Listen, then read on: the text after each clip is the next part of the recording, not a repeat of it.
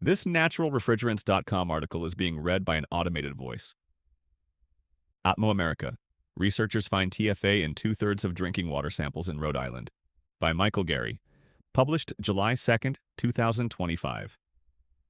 Researchers at the University of Rhode Island have detected trifluoroacetic acid TFA, a byproduct of some F gases, in 66% of 320 drinking water samples collected in the U.S. state, with median concentrations of 580 nanograms per liter and a maximum concentration of 2,400 nanograms per liter, 2.4 micrograms per liter. The findings were reported by Rainer Lohmann, professor at the University of Rhode Island's Graduate School of Oceanography and director of the university's Superfund research program, STEEP, Sources, Transport, Exposure, and Effects of PFAS. Lohmann was a member of the U.S. Environmental Protection Agency, EPA Board of Scientific Counselors, from 2017 to 2023 and serves as editor of the Environmental Toxicology and Chemistry Journal.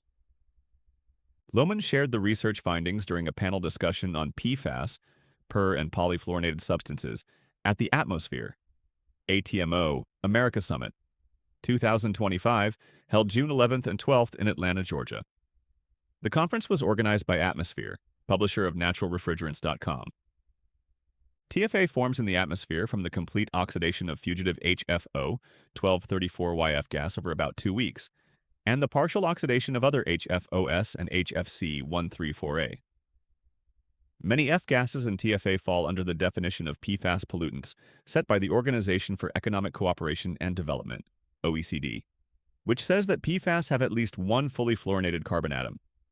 While exposure to long-chain PFAS like perfluorooctanoic acid, PFOA, and perfluorooctanosulfonic acid, PFOS, have been linked to cancer and other adverse health effects, the toxicity of ultra-short-chain PFAS like TFA is unclear, said Lohmann. But the finding of hundreds of nanograms per liter of TFA was a large number, enough to cause health concerns if it was PFOA or PFOS. Most recently, the German government officially proposed to the EU that TFA be classified as reproductively toxic based on rabbit experiments.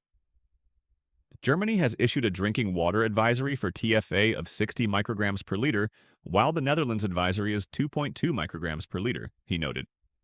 But there have been competing contentions about the potential toxicity of TFA made by the fluorochemical industry, which refers to a 2020 assessment report by the UN Environment Program that says TFA is unlikely to cause adverse effects in terrestrial and aquatic organisms.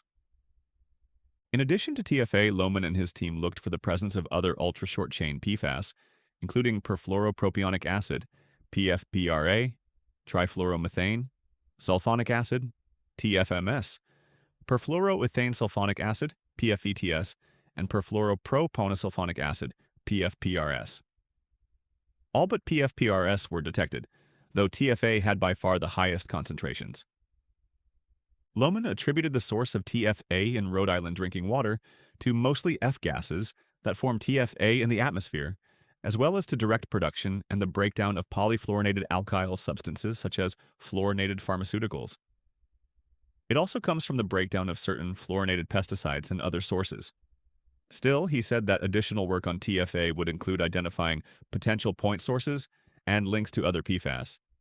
It's also not apparent where the other ultra-short-chain PFAS in the samples originated. TFA dominates.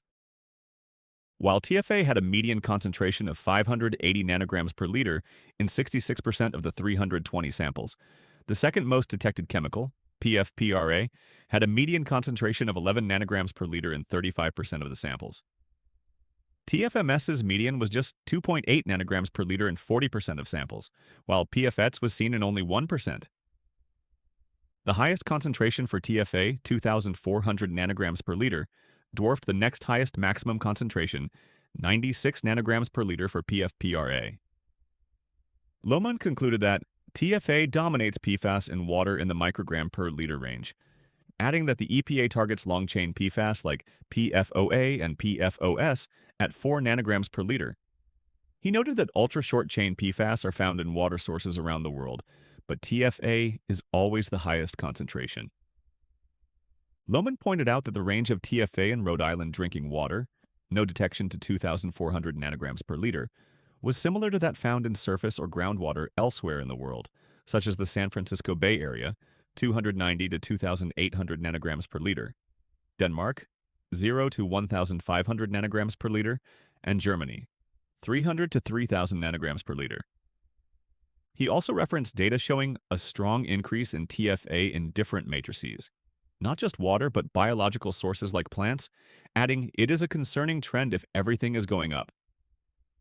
Another study of Denmark groundwater underscored this trend by finding that the younger the groundwater, the higher the TFA, he said. The 320 drinking water samples analyzed by Lohman and his team came from a variety of water sources in Rhode Island collected between April 2024 and February 2025. These range from the really big drinking water providers of Providence to small wells that serve schools somewhere in the not-so-urban areas of the state, and from Massachusetts rivers, he said. The researchers analyzed the samples in a SCIEXX 500 QTOF liquid chromatography mass spectrometry system. Government-supplied samples. The samples were provided by Rhode Island government agencies. We asked them whether there was a chance they could share with us some of the drinking water samples that Rhode Island collects to measure PFAS, and it turns out that they were more than happy to do so, Lohman said. Rhode Island, the smallest U.S. state in geographic area, has a shallow aquifer in most places, with recharge times of typically a year or so, but there are also some much deeper wells, said Lohman. The state tests for PFAS because of its own rules and because the EPA likes these samples on a fairly regular basis, he said. However, given that the human effects at this level of TFA are not known, Lohman does not expect the Rhode Island government to lead the charge on regulating it, just based on the history of my small state. On the other hand, he added, if enough other New England states push something forward, Rhode Island could follow them. That's what typically seems to happen. Lohman was part of a group of 20 PFAS scientists who recently published a statement supporting the OECD definition of PFAS that includes F gases and TFA, and refuting an effort to change that definition. That definition says that, with a few exceptions, any chemical with at least one perfluorinated methyl group, CF3, or one perfluorinated methylene group, CF2, is a PFAS. This includes thousands of compounds, hundreds that are produced, and around 10 that are monitored. TFA has been detected in other parts of the U.S. A 2024 study of PFAS in rainwater in Michigan found TFA to be the largest contributor in 2 out of 3 sample locations and one of the largest in the third location. A 2023 study of households in Indiana found TFA in samples of dust, drinking water, human blood serum, and, to a lesser degree, urine.